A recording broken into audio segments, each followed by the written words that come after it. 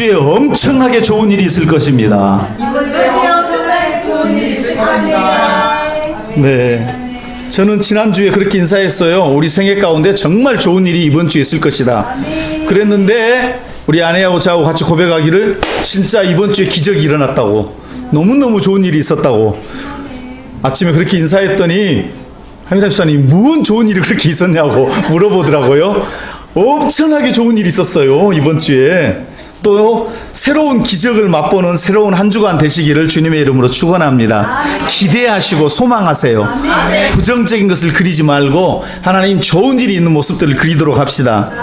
기도하겠습니다. 좋으신 주님, 어린이 주일에 우리를 불러주셨습니다. 어린아이 같이, 어린아이가 엄마만 있으면 너무너무 행복한 것처럼 우리도 주님만 있으면 너무너무 행복한, 주님과 비밀을 나누고 사귀는 복된 시간 되도록 주님 인도하여 주시고, 악한 마귀가 와서 어느 하나도 낚아채지 못하도록 큰 은혜 부어주시옵소서. 성령의 불담이 되어 주시옵소서. 감사하며 예수님의 이름으로 기도합니다. 아멘. 사도행전 2장, 지난주에 이어서 오늘 2장 43절에 47절 말씀, 이 말씀 읽다 보면요, 은혜가 돼야 되는데 시험 들기 딱 좋아요. 왜 그러냐? 초대교회 성도들은 언제 출근해갖고 언제 먹고 언제 돈 벌고 했나? 사업은 안 했나? 여기 보면은 맨날 성전에 모여서 말씀 배우고 기도하고 찬양하고 집에서 떡을 떼고 교제만 하고 있어요. 언제 돈 벌고 언제 공부하지? 시험거리가 돼요. 이스라엘 광야 40년에 이스라엘 백성들이 40년 동안 뭐 했냐면 농사를 짓지 않고 그냥 성막 세워놓고 예배하고 광야 구름 가운데 불기둥 가운데 그냥 갔다가 또 멈추라고 멈추고 또 제사하고 또 가고, 그 언제 벌어서 먹고 언제 행했느냐? 이게 딱 남자들 고생하시는 성도님들은 이 말씀 들으면 딱 시험 듣기 좋아요. 저도 그랬어요. 평신도 때. 근데 이 말씀을 뒤집어 생각하면요, 한없는 은혜더라고. 저는요, 그 당시에 이야, 딱 굶어 죽기 좋은 내가 나를 보니까. 그런데 야, 예배하고 찬양하고 기도하니까 기쁨과 물론 좋은 자리, 세상에서 열방에서 뛰어난 자리, 세상에서 머리가 될지언정 꼬리가 되지 아니하는 자리, 야, 예배만 드리고 이렇게 찬양하고 기도하고 산다? 근데 모든 것을 먹여주신다? 뒤집어서 생각하니까 한없이 은혜가 되더라고요. 아멘. 오늘 그냥 생계 문제에 대해서 1절 본문이 함구하고 있어요. 어떻게 먹고 살았다 이런 게 없어. 그냥 잘 먹고 잘 살았더라. 기쁨이 넘침을 그냥 사는 사람들을 살았더라. 굶주리지 않고 사람들이 천국을 누리며 살았더라. 우리도 그냥 잘 먹고 잘 살았으면 좋겠습니다. 아멘. 본문 46절 한번 읽어보겠습니다. 시작. 날마다 마음을 같이하여 성전에 모이기를 힘쓰고 집에서 떡을 떼며 기쁨과 순전한 마음으로 음식을 먹고. 다 말씀 있지만 기쁘고 순진하고 순전한 마음, 복잡하지 않은 마음, 아주 단순한 마음, 기쁨이 넘치는 삶. 정말 소유가 우리에게 기쁨을 준다면 그렇게 얼굴도 예쁘고 돈이 많은 연예인들이 왜 그렇게 인생을 비관적으로 함부로 하게 되고 막 마약을 하게 되고 어찌할 바를 모르는 인생을 살아가는지. 머슴의 나이만큼 나눠주는 송편을 노비 송편이라고 한답니다. 그 머슴이 30살 드셨어. 그러면 소편을 30개를 드리는 거예요. 음력 2월 초하루, 그거를 노비의 날이라고도 해가지고, 또 풍년을 기원하는 뜻으로 대보름날, 정월 대보름날 마당에다 쌓아둔 벼 이삭으로 떡을 만들어서 노비들에게 주었는데 그것을 노비송편이라고 한다고 해요. 그래서 겨울 내내 굶주렸던 이들의 배를 채워주고 그들의 사기를 높여가지고 한 해 농사 짓는데 힘을 내서 같이 농사 짓자고 하는 그런 풍습이었습니다. 조선시대에 숙종 대왕이 밤이 깊어 궁궐에 나가서 그 자맹하는 거, 백성들이 어떻게 사나, 나라에 대해서 어떻게 생각하고 지금 잘 사나, 그게 나갔나 봐요. 낭낭하게 글 읽는 소리가 귀에 들립니다. 오막살이 방 안에 남편이 선비인가 봐요. 남편은 글을 읽고 젊은 부인은 바느질을 하고 있습니다. 출출하다 남편이 그렇게 말하니까 부인이 가만히 그 바느질 하던 걸 내려놓고 가만히 가서 일어나서 벽장에 가가지고 주발 뚜껑, 무슨 주발 뚜껑 조그마한 거, 주전자 같은 그런 거에다가 송편을 2개를 내왔습니다. 선비는 기쁜 마음에 출출하던 차에 그거를 넙죽, 너무 행복하다. 그래서 그 하나 남은 거를 2개 다 먹는 게 아니고, 하나는 여보 당신 드셔야죠. 그 부인의 입에다가 이렇게 넣어주는데 두 사람이 아기자기하게 그렇게. 그래서 왕이 곰곰이 생각하는 거예요. 참 어째 저렇게 행복하게 사냐. 궁궐에 사는 나보다 좀 나은 것 같다. 또 그 백성들이 그렇게 행복하게 하는 모습을 보고 왕도 즐거운 거예요. 그래서 궁으로 돌아와서 그 아름다운 풍경을 마음에 두고 궁궐에 돌아와서 그 궁전에게 여보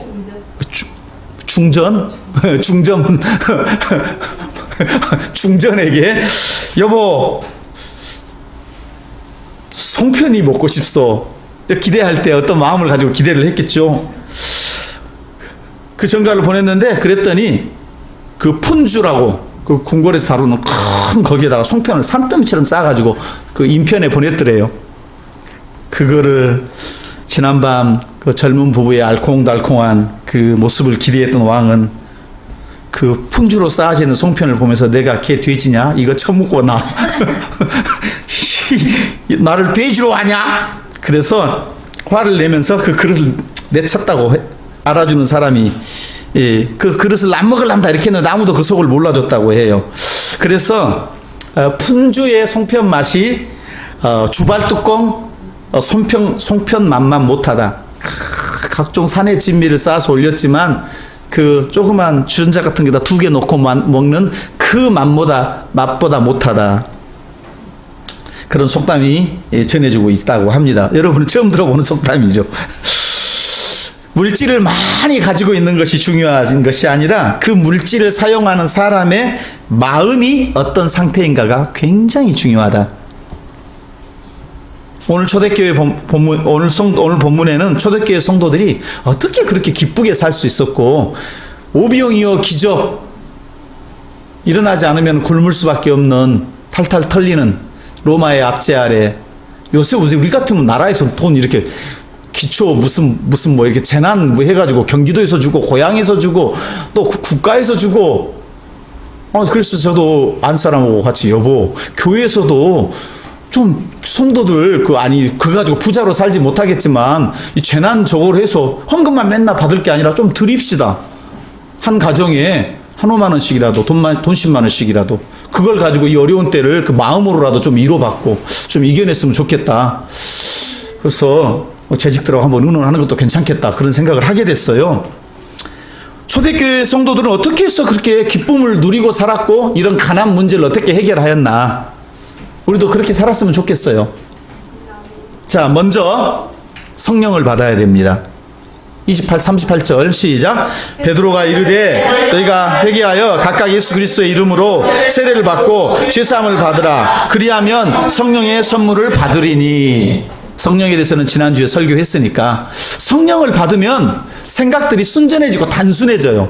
복잡하지가 않아요. 이래야 될까 저래야 될까 막 어떻게 해야 될까 막 이게 복잡한데 성령은 단순한 마음. 물론 처음에는 갈등이 일어나죠. 육의 마음과 성령의 마음이 충돌돼 가지고 이러지도 못하고 저러지도 못하고. 그러나 성령으로 인해서 결국은 너희가 해방을 얻고 정죄함을 얻고 나 자유 얻었네 너 자유 얻었네 우리 자유 얻었네. 자유함이 진리로 하여금 너희가 자유케 되리라. 그들은요 이 성령을 받는데 성령 받기를 사모했습니다. 성령을 받기를 사모했어요. 1장 4절 시작. 사도와 함께 모이사 그들에게 분부하여 이르시되 예루살렘을 떠나지 말고 내게서 들은 바 아버지께 약속한 것을 기다리라. 교회에 사는 일들을 사모해야 돼요. 세례 받는 것도 사모해야 돼요. 지난번에 보니까 세례 참여 못하신 거 보니까 세례 안 받은 것 같던데 그럼 세례 교육을 받아서 어디 교회에 있든지 세례를 받으셔야 돼요. 세례를 받는 게 좋겠어요. 하나님께 사는 거 기도의 자리 이런 거 사모해야 됩니다. 장로님 되는 거 사모해야 돼요. 권사님 되는 거 사모해야 돼요. 하나님 주신 귀한 직분으로. 그들은 성령을 받기 위해서 기도했습니다. 주님 내게 성령을 주시옵소서라고 간절하게 기도하고 사모했어요. 성령 받게 되면 자식들 막 엠번방에다 집어넣어도 안 갑니다. 성령께서 막아주시고 본인 안에 하나님에 대한 경외심이 있기 때문에 스스로를 절제할 줄 알게 되죠. 성령을 받게 최대한 우리 인간이 해야 될 것은 기도잖아요. 자, 성령을 받도록 기도했어요. 시작. 2장 14절 시작. 여자들과 어머니 마리아와 예수의 아우들과 더불어 마음을 같이하여 오로지 기도에 힘쓰더라. 성령을 받으려고 기도에 힘쓰더라. 그리고 그들은 마침내 성령을 받았습니다. 사도행전 2장 3절 4절 시작. 호련히 하늘로부터 급하고 강한 바람 같은 소리가 있어 그들이 앉은 온 집에 가득하며 마치 불의 혀같이 갈라지는 것들이 그들에게 보여 각 사람 위에 하나씩 임하여 있더니 그들이 다 성령의 충만함을 입고 성령이 말하게 하심을 따라 다른 언어들로 말하기를 시작하더니라. 아멘. 이렇게 성령이 임하기도 하고 비둘기처럼 온유하게 인격적으로 임하기도 하고 성령이 아니시고는 예수를 그리스도라 시인할 수 없고 성령이 아니시고는 예수님께서 몸으로 이 땅에 오셨다는 것을 시인할 수 없기 때문에 여러분이 예수님을 나의 구주로 영접하고 모셔드린다는 것은 성령이 여러분 안에 역사를 하신다는 거예요. 인격적으로 이런 현상을 통해서 나타나기도 하고. 그러면 성령이 오면은 도대체 무슨 일이 있길래 사람들이 그런 가난도 극복하고 놀라운 일들을 행할 수 있게 되느냐? 성령이 주시는 것은요, 심판으로부터 구원이에요. 여러분 코로나가 두렵습니까? 두렵지요. 그러나 이 심판으로부터 구원이 있어요. 요엘서에 나온 말씀을 베드로는 사도행전 2장에서 성령 충만 받고 나서 성령 강림 받고 나서 이 말씀을 주셨어요. 17절에서 21절 시작. 하나님이 말씀하기를 말세에 내가 내 영을 모든 육체에 부어주리니 너의 자녀들은 예언할 것이요 너희의 젊은이들은 환상을 보고 너희의 늙은이들은 꿈을 꾸리라. 거기까지. 제가 어제 우리 아파트에서 어떤 권사님을 만났어요. 아침에 교회에 말씀 준비하러 나오다가 기도를 하고 계시길래 권사 혹시 그리스도인이세요? 할머니가 연세가 90세가 넘으셨어요. 그래서 한 20분 30분을 앉아서 저분에게 내가 주여 복음을 증거할까요 말까요? 이렇게 보니까 성령께서 복음을 증거했으면 하는데 또 하기가 싫어지더라고 한 면에서. 근데 때마침 그분이 기도를 하시는 것 같아요. 그래서 가까이 가서 어찌 된 영문입니까? 라고 여쭸더니 나는 90세가 됐는데 50세 넘어서 일산에 왔고 70세 정도에 영접을 하게 됐고 지금은 권사님이고 거기 바로 아래 글로리아 교회 권사님이고 이런저런 이야기를 고향은 어디시고 성은 강시면 우리 진주와 같이 일가거든요. 아 그러세요. 이런저런 이야기 두런 앉아서 이야기를 하는데 성령은 그런 늙으신 분들에게도 뭐를 주냐면 꿈을 주세요. 내가 기도할 때 하나님께서 우리 자녀들을 통해서 역사하실 거라. 이게 믿는 사람들이 거기 앉아서 계속 기도하고 계시더라고요. 거기 그 벤치에 앉으셔가지고 늙은이들에게 나 다 늙어서 더 이상 할 거 없는데 그렇지가 않아요. 성령을 받으면 꿈을 꿈습니다. 품고 기도합니다. 우리 자녀들이 앞으로 젊은이들이 하나님 나라를 보게 되고 그렇죠? 자녀들이 하나님 말씀을 선포할 수 있게 되고 주님이 다시 오심을 선포할 수 있게 되고. 자 그래서 말세에는 그때 18절 시작. 내가 내 영을 내 남종과 여종에게 부어주리니 그들이 예언할 것이요. 그러니까 모든 사람들이 하나님의 말씀을 알고 배우고 전파하고.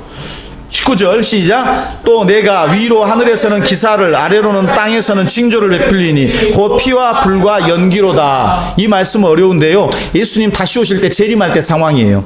그런데 놀라운 것은 예수님이 초림하실 때도 해가 가려지는 그런 놀라운 일들이, 지진이 일어나고 땅이 막 흔들리는 이런 일들이 일어나요.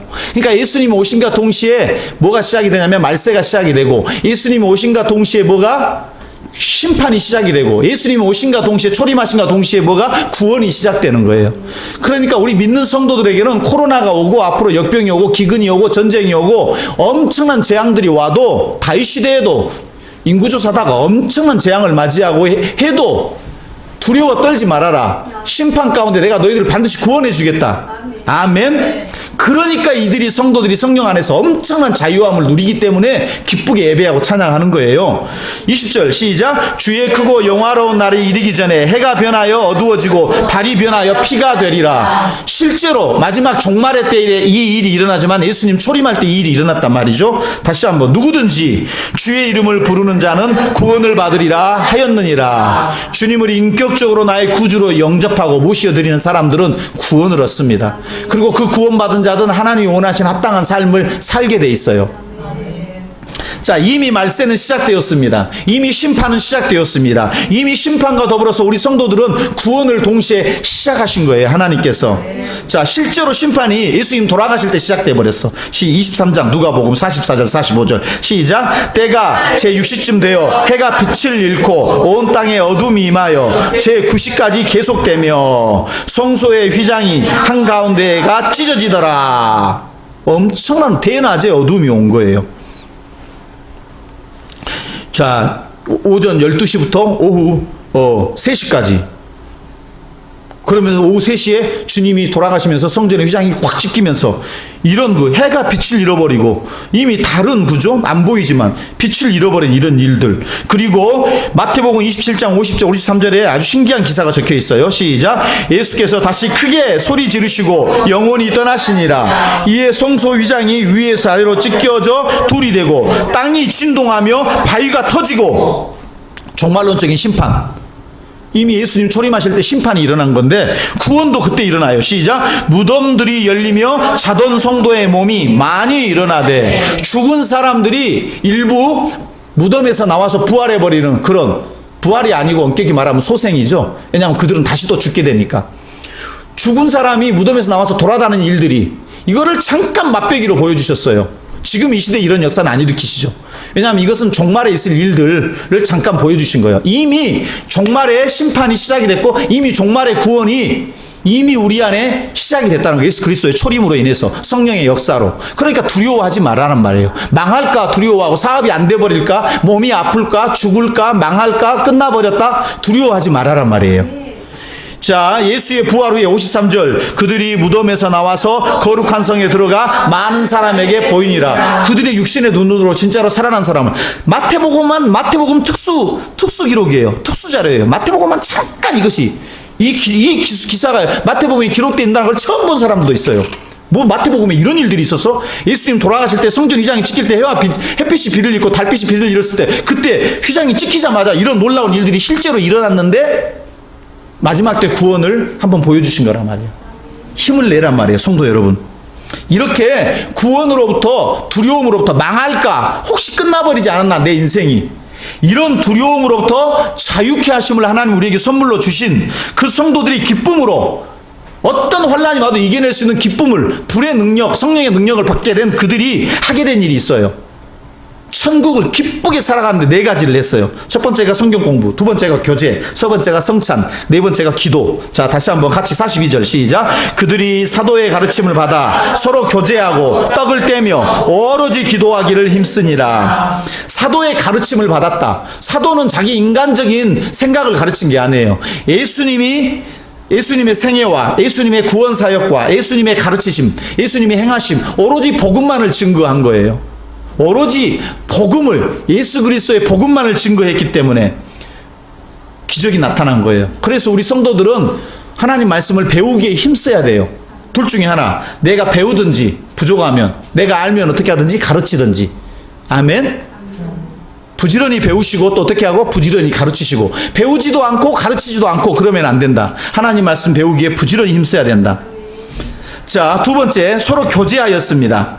이 교제, 말씀을 서로 배우고 그 다음에 서로 교제했는데, 이 교제는 영적인 교제, 신령한 교제, 서로 같이 기도해주는 그런 교제, 신앙 안에서 권면하는 교제뿐만 아니라 물질적인 교제까지 성도들의 관심, 어려움들을 서로 이해한 거예요. 저는 제가 모교에서 신앙생활 할 때 목사님이 그러시더라고, 단에서요. 성도들 가운데 어느 누구라도 끈이가 없어가지고 굶게 생겼으면 조용하게 저에게 오십시오. 교회에 오십시오. 교회에서 책임져 주겠습니다. 저는 그게 제 자존심을 긁는 소리가 아니라 나에게는 한없는 은혜로 다가오더라고요. 아, 나는 어느 때라도 비빌 언덕이 있구나. 우리 교회에서 나를 돌봐주고 책임져 주는구나. 내가 힘을 내야 되겠구나. 실제로 가서 목사님 도와주세요 한 적은 한 번도 없었어요. 그렇지만 큰 힘이 되더라고요. 같은 말씀이지만 위로의 말씀으로 올 수 있고, 같은 말씀이지만 나를 무능력자로 아예 찍어내네 치는 말씀으로 받아들일 수 있는 거예요. 똑같은 말씀인데도 그래요.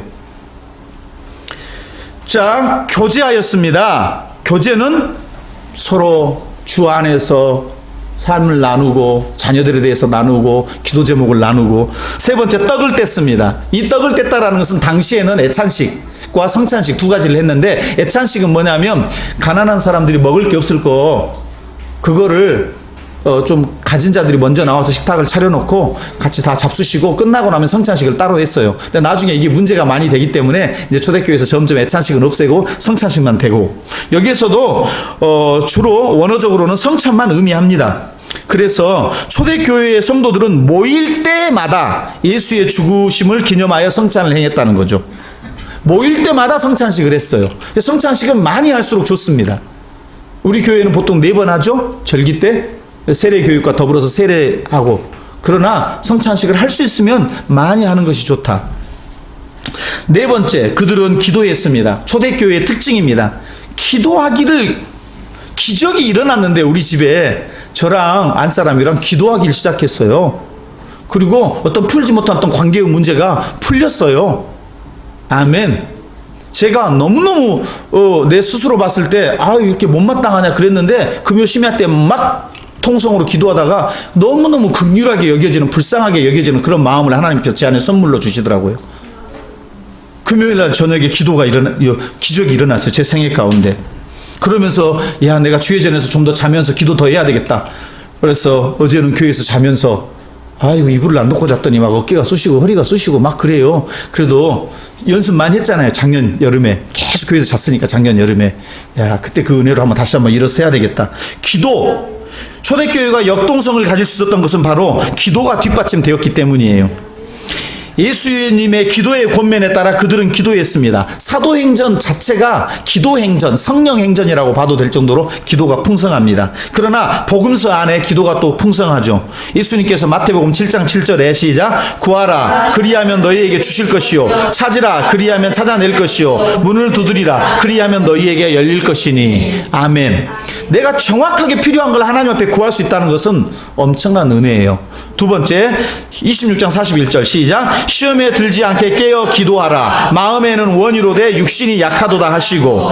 18장 1절 시작, 예수께서 그들에게 항상 기도하고 낙심하지 말아야 할 것을 비유로 말씀하여. 요한복음 16장 24절 시작, 지금까지 너희가 내 이름으로 아무것도 구하지 아니하였으나 구하라 그리하면 받으리니 너희 기쁨이 충만하리라. 아멘. 자, 구하라 그러면 여러분들이 받게 될 거예요. 그런데 그거 받는 것보다 더 좋은 선물이 있는데 기쁨을 주신다는 거예요. 자, 왜 성도들이 낙심을 하냐? 우리 특별히 남자 성도님들이 성실하게 살았어요. 그런데 열매가 없는 것 같아요. 누가 알아주지도 않는 것 같아요. 내가 거룩하려고 몸부림쳤어요. 그런데 이게 뭐야? 결국에 온 것이, 잘 들어보세요. 내가 성실하게 살면은요 반드시 하나님께서 열매를 주십니다. 그런데요, 성실하게 사는 것 자체가 복이에요. 그 열매가 엄청나게 쏟아져가지고 막 귀한 게 와가지고 막 떵떵거릴 수 있는 뭔가가 왔으면 좋겠는데, 잡히는 거 없어도 성실하게 살 수 있는 거, 거룩하게 살 수 있는 것 자체가 복이란 말이에요. 다시 한번 본문으로 돌아가면, 기도를 하게 되면은 하나님께서 응답해 주세요. 우리 심야 기도 때 지금까지 기도했던 그 역사대로 교회가 흘러왔어요. 이 성전, 이 터도 이렇게 하나님께서 그냥 주신 거예요. 우리 물질적인 노력 없이도. 우리 헌금 모아가지고 이거 마련하고 이러지 않고도, 특별히 헌금 더 해라 이러지 않고 그냥 있는 거 가지고 감당합시다.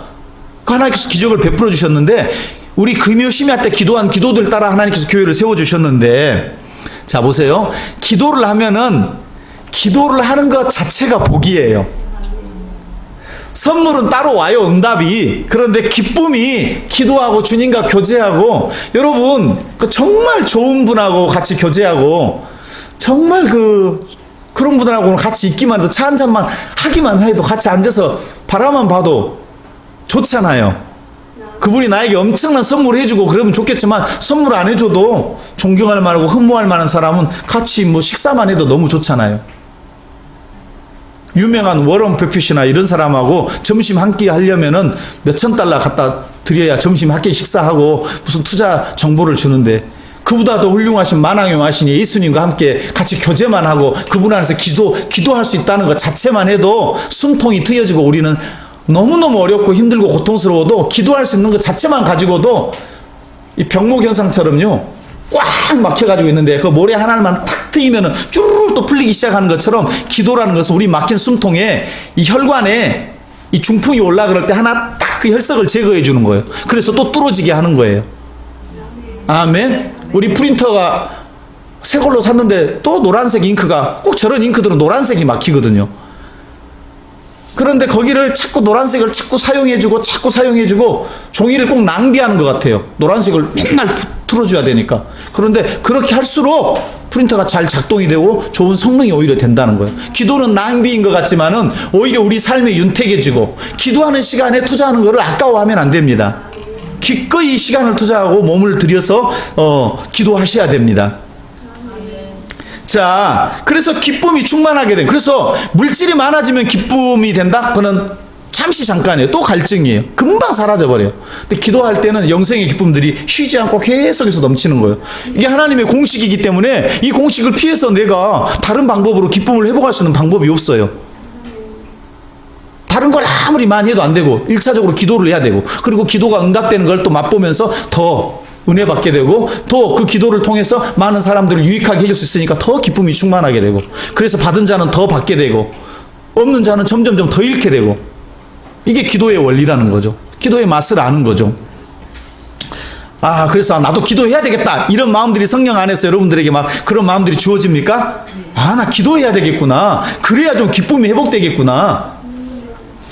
자, 이런 교회는 기적을 체험하는 공동체입니다. 자, 성령을 사모하고 그 다음에 하나님 말씀을 배우고 교제하며 또 성찬을 나누며 기도하는 공동체는 기적을 맛보는 공동체가 되게 돼 있어요. 기적을 왜 맛보지 못하느냐? 저는 이번 주에는 더 큰 기적을 사모합니다. 제가 와, 내 인생에 이런 일이 사모하고 있어요. 자, 2장 43절 시작. 사람마다 두려워하는데 사도들로 말미암아 기사와 표적이 많이 나타나니.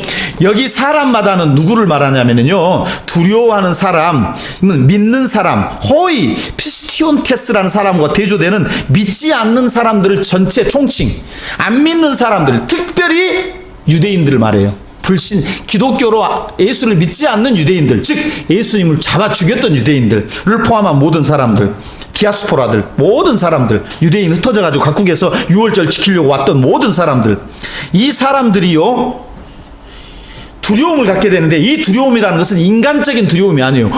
저 사람들 무섭다, 이런 두려움이 아니고, 하나님이 그들에게 부어주시는, 하나님이 초대교회에 일으킨 역사를 보고 그들이 갖는 경외심인데, 이 두려움은 어떤 두려움과 비슷하냐면은, 자, 신명기 11장 25절 시작. 너희 하나님 여호와께서 너희에게 말씀하신 대로 너희가 밟는 모든 땅 사람들에게 너희를 두려워하고 무서워하게 하시리니 너희를 능히 당할 사람이 없으리라. 아멘.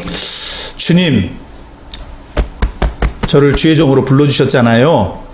전 우리 공동체가 참으로 강한, 이 나라에서 앞으로 이 나라를 책임지고 갈 수 있는 그런 대들보 같은 일꾼들, 그런 장로님들, 그런 자녀들이 이 가운데서 나올 줄로 저는 믿습니다. 저에게 그런 비전을 주셨잖아요. 근데 현실의 모습을 보면은, 야, 이게 사업하는 수준도 그러고, 우리의 교육도 그러고, 우리의 외모도 그러고, 그렇게 탁월하지가 못하단 말이에요. 그런데 어떻게 우리가 앞으로 그런 일을 이루어갈 수 있습니까? 이스라엘 백성들이 광야에서 나올 때 그들이 히브리, 떠돌이, 강 건너온 자들, 형편없는 자들, 거짓대들, 근데 그들을, 여리고 백성을 포함한 강한 민족들이 그들을 보고 두려워했단 말이에요. 상천하지 하나님, 전능하신 하나님, 출애굽을 일으키신 하나님, 하나님이 그들과 함께 하기 때문에, 우리가 성령이 우리 안에 내주하면은 우리의 외모와 우리의 학벌과 우리의 가진 지식과 우리의 사업 능력을 떠나서 우리 교회로 인해서 이 부족한 공동체, 주여, 이순신 장군께서는 신에게 아직 10척의 배가 있사옵나이다, 이렇게 말했는데 우리 개척교회 주여 우리 교회에 아직도 이런 귀한 성도들 기도하는 성도들이 몇이 있습니까? 기도하는 성도들이 몇이 있냐에 따라서 그 교회 실력이 결정되는 거예요. 아멘. 기도하지 않는 백성들이 많은 거는 그냥 교회에 왔다 갔다 하는 성도들이죠. 자, 그들이 인간적인 기도하는 백성, 이스라엘 백성들을 일으키게 하니까 모세가 손을 들어 기도하니까 아말렉을 이기게 되는 것처럼 전투 능력이 없어요. 군비 능력이 없어요. 그런데 이기게 됩니다. 이성을 초월한 전쟁을 하나님께서 일으키시는 거예요. 마가복음 4장 41절 시작. 그들이 심히 두려워하여 서로 말하되 그가 누구이기에 바람과 바다도 순종하는가 하였더라. 예수님께서 풍랑을 잔잔케 하니까 바람이 예수님께 그는 창조주 바람을 만드신 분 아니면 순종할 수 없는데 그 경외심을 갖는 경외심을 가지고 교회 공동체를 바라보고 사람들이 두려워했단 말이에요. 어떤 기적이 일어났느냐. 자, 이런 구체적인 기적이 이겁니다. 사도행전 2장 44절 시작. 믿는 사람이 다 함께 있어서 모든 물건을 서로 통용하고. 사람들이 나누는 걸 보고 꿈에도 생각하지 못한 공동체가 만들어진 거예요. 자기들이 유대교를 섬겼지만 움켜잡을 때 잘 되는 것으로 생각했어요. 세상 가치관이 줄을 이룰 때 억지가 아니고 자발적인 나눔 공동체가 만들어진 거예요. 절대 이것은 억지로 하란 말이 아닙니다. 여러분 집에다가 돈 놔도 뭐합니까? 다 나중에 좀도둑이 들어버리니까 교회에 다 바치십시오. 그게 아니에요.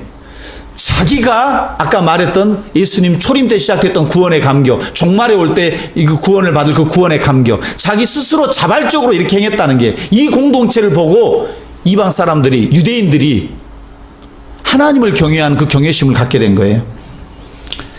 자발적 나눔 공동체, 아낌없이 내어주는 그들의 근본적인 그 사랑이 어디로부터 왔느냐. 여기서요, 모든 물건을 서로 통용하다. 그 모든 곳에는 물질만을 포함하는 게 아닙니다. 동산만 포함하는 게 아니라 비물질, 금전적인 값어치뿐만 아니라 정신적인. 권사님들은 힘들고 어려운 사람들을 위로해주고 권면해주고 힘을 북돋도록 그렇게 위로해주는 자로서의 권사님들이 사명을 감당하시잖아요. 그래서 물질을 나눈 것뿐만 아니라 비물질적인 것들도 위로가 필요하고 어린 아이들이 놀아줄 친구가 필요하면 같이 앉아서 놀이를 같이 해주고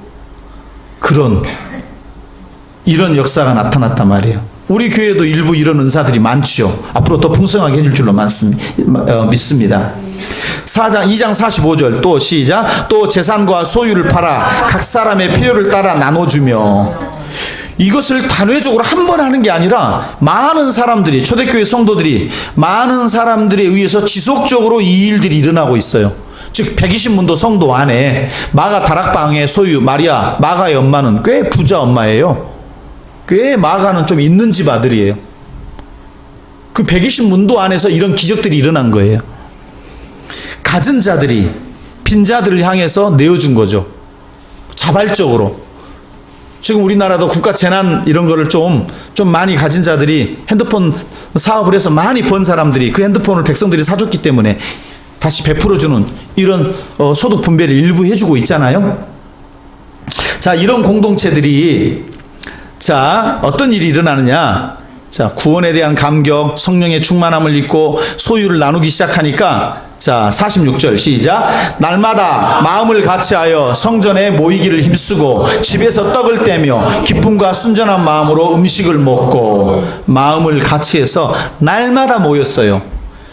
코로나로 인해서 비상적으로 한시적으로 영상 예배를 드리긴 하지만 그거는 제한적인 예배고 진짜 성령이 임재할 수 있는 예배가 아니고 이렇게 몸과 몸이 영혼과 영혼이 부딪혀서 하는 예배가 살아있는 예배가 되고 또 몸으로 나가서 직접 섬기는 것이 물론 비대면 그것으로 해서 이렇게 진료해도 되죠. 그것도 효과가 있지만 직접 눈으로 보면서 진맥도 하면서 그게 진짜 효과가 있지 않겠어요? 자, 이들은 누가복음 24장 53절에서 시작. 늘 성전에서 하나님을 찬송하니라. 이 말씀은 누가복음 마지막 끝나는 말씀이에요. 사도행전이 시작되기 전에 누가복음. 그러니까 예수께서 아직 성령을 보내시기 전에도 이들이 어떻게 예수님 부활하시고 그 이후에도 어떻게 했어요? 계속해서 하나님을 찬송하고 성전에서 노래하고 감사하는 일들을 즐거이 기쁘게 주력했어요. 성령 강림 이후에도 이런 일들이 계속 일어났어요. 마음을 같이하여 성전에 모이기를 힘쓰고, 성전에 모이는 거. 두 번째, 집에 모이며. 우리가 이번 주에 구역 예배를 그래서 해보려고 하는 거 아닙니까? 더 미뤄서는 안 되겠고 마스크를 쓰고라도 와서 첫째 목요일 날 저녁에 7시 반에 우리 가정에 오셔서 한 달에 한 번이니까 모여서 이번 주 오늘 나눈 이 주일 예배를 가지고 나누도록 할게요. 오늘 주일 예배로 제가 질문을 만들어서 카톡으로 올려드리고 그걸 한번 묵상해 보시고 답을 몰라도 그냥 오셔서 그 질문해보고. 왜 그렇게 하냐?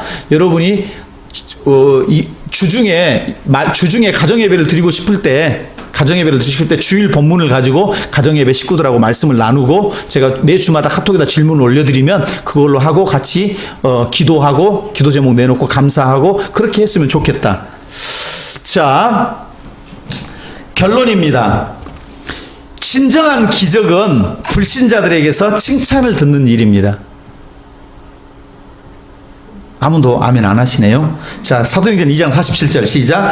하나님을 찬미하며 또 백성에게 칭송을 받으니 주께서 구원받는 사람을 날마다 더하게 하시니라. 아멘. 참 우리가 5월 달에 어버이들 좀 섬겨야 되겠는데 그냥 막연해요. 섬기기가. 주님 어떤 좀 아이디어를 주십시오. 어떻게 하면 좋을까 하다가 우리 근처에 자기 시어머니나 또는 특별히 친어머니야 당연히 뭐 자기 친모니까 섬기지만 주변에 시어머니들, 시아버지들 섬기는 사람이 있으면 조금이라도 뭐 조금 이렇게 가서 성의를 좀 표시해드리고 교회 오란 말이 아니고 그냥 위로 차원에서 그것도 하나의 좋은. 이 시대에 누가 시어머니, 시아버지 섬깁니까? 육신의 시아버지 병들고 몸들고. 저제 어디 권사님 같이 이야기를, 그 권사님도 우리 셋째 아들하고 셋째 며느리가 우리 사는 아파트에서 당신을 섬겨주고 있다고. 그래서 참 이 시대에 너무 귀하네요. 그런 며느리가 어디가 있습니까? 그래도 며느리가 조금 마음이 안 차신가 봐. 같이 사니까 효자 없잖아요. 그래도 모신다는 것만 해도 얼마나 권사님 귀합니까? 권사님 복 받으셨네요. 그러지요. 그러시더라고요. 야, 이런 권사님에게 그 며느리에게 고생하신다고 한 3만 원짜리 뭐 조그마한 화장품이라도 하나 이렇게 해서 드리고 힘내셔서 하시라고. 그러면 그게 그 어버이에게 잘하게 되는 또 다른 그 힘이 되지 않을까. 그런 생각이, 많은 돈 아니어도 주변에 한 서너 가정만 해가지고라도 조그마한 우리가 성의 표시하는 것도 어버이 주일에 귀한 의미가 있겠다. 그런 생각을 해봤어요. 왜냐하면 온 백성에게 칭송을 받으니 그 자체 공동체 안에서 그런 친교, 나눔, 그리고 이웃을 향한 그런 나눔, 섬김이 되는 거죠. 자, 사도행전 11장 26절에 가보면 시작. 만남에 안디옥에 데리고 와서 둘이 교회에 1년간 모여 있어 큰 무리를 가르쳤고 제자들이 안디옥에서 비로소 그리스도인이라 일컬음을 받게 되었더라. 바울과 바나바 이야기인데 안디옥에서 수리아 안디옥에서 비로소 저들은 그리스도인이다라고 안 믿는 사람들이 말해준 거예요. 야, 저 사람들은 진짜 그리스도인이다. 그리스도의 향기가 예수님을 닮은 사람들이다. 이웃 사람들이 보고 그렇게 평가를 해준 거예요. 그런데 우리 믿는 성도들이 불신자들보다 걱정이 더 많아. 불신자들보다 더 탐욕적이야. 더 물질도 더 밝혀. 조금 더 양보를 안 해. 그렇게 어떻게 해서 우리가 이방인들에게 칭찬을 들을 수 있겠어요? 출애굽하는 이스라엘 백성들 1세대에 틈만 나면 불평, 원망 참 많이 합니다. 애굽에서 종살이하다 풀려난 자유함, 출애굽했던 그 놀라운 감격, 마른 물가 위로 걸어 만나와 메추라기, 반석 위에 샘물이 터져지는 거, 놀라운 일상에 부부간에 같이 지그시 마주 앉아서 차 한잔 할 수 있을 때 그게 얼마나 큰 위로가 되고 큰 힘이 되고 그게 얼마나 큰 선물인지 우리 잘 모른단 말이죠. 그런 사람들이 결국이 어떻게 됩니까? 1세대 중에 여호수아와 갈렙을 제외하고 다 광야에서 멸절돼 버리지 않습니까? 이것이 찬양 대신에 불평과 원망을 일삼는 자들의 결국입니다. 마지막입니다. 불평과 원망이 있는 곳에는 부흥의 역사가 아니라 쇠퇴와 멸망만 있을 뿐입니다. 자, 오늘 본문에서 이 초대교회 공동체를 칭찬한 사람들은 유대인들인데요. 유대인들은 자신과 다른 종교인들을 칭찬하는 법은 없습니다. 그들은 불쏘시개라고 생각하고 다른 종교는 다 사단, 마귀가 만든 거짓 종교이기에 예수님도 그래서 이단 취급을 했잖아요. 그들을 조롱하고 핍박했잖아요. 그런데 그와 같이 안악한 자들이 초대교회 성도들을 보고 하나님을 향해 갖는 경외심을 갖게 되었다. 자기들 공동체는 꿈에서도 생각하지 못한 일들이 자발적으로 교회 공동체 안에 일어났어요. 자, 다시 한번요. 억지로 하면 안 됩니다. 목사님이 돈 갖다 바치라고 해가지고 다른 성도에 힘든 성도 도와달라고 그랬어요. 역시 억지로 해야 되나? 그게 아니란 말이에요. 마지막 때 종말의 구원, 코로나로부터 구원, 현세적인 구원, 과거로부터 죄악으로부터 구원, 모든 구원을 담보받고 보장받은 햇빛이 달빛이 코로나보다 더 심한 하늘이 진동이 되고 요동이 되고 지진이 일어나고 터져도 너희들 구원받으니까 자유해라. 주 예수를 이름을 부르는 자는 구원을 얻으리라. 그 구원의 감격이 얼마나 크기에 이 물질 가진 것이 2000 그 화재 같은 경우 그 물질 가진 것이 무슨 얼마나 큰 의미가 있겠어요. 자식이 남편이 아빠가 가버린 상황에서 얼마나 많은 유산은 의미가 있을 것이며, 가난한 부부의 아내가 사랑하는 마음으로 남편에게 전하는 송편이 왕비가 왕에게 쳐드시라고 드리는 송편보다 나은 것입니다. 작은 물질을 가지고도 서로 나눌 수 있다면 정말 여러분 먹고 사는 거 하루 세 끼가 힘들다. 교회 어느 때라도 오셔서 말씀하십시오. 저는 목사님이 제가 섬기던 목사님 알아서 등록금도 대주고 아무도 모르게 등록금 대주고 또 올라갈 때 차비하라고 차비 대주고 자식 넷이나 데리고 어떻게 사냐고 어떻게 신학하고 공부하고 왔다 갔다 하고 다 그렇게 섬겨주시고 그래도 다 넘치게 살고 은혜롭게 살고 복되게 살고 여기까지 왔습니다. 앞으로도 더 풍성하게 주실 줄로 믿습니다.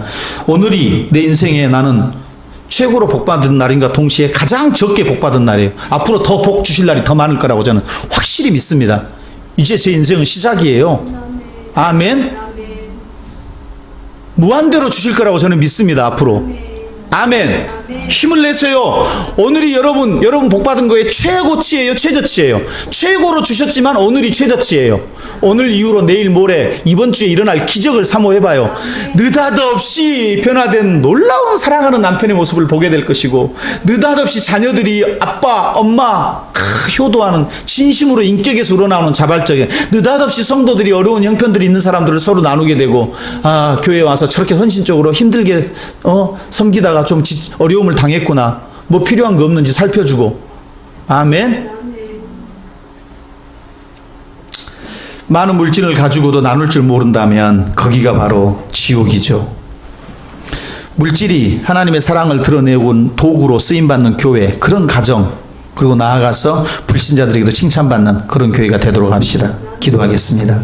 성령을 받아 우리가 배우고 말씀 가르치고 말씀 배우고 교제하고 나누고 기도하는 공동체가 참 기적의 교회 공동체고, 그런 공동체를 보고 사람들이 부러워하고 불신자들도 경외심을 갖고 두려워하고, 그런 참된 공동체, 진짜 교회다운 교회 이룰 수 있도록 성령이여 우리 안에 오시옵소서. 감사하며 예수님의 이름으로 기도합니다. 아멘.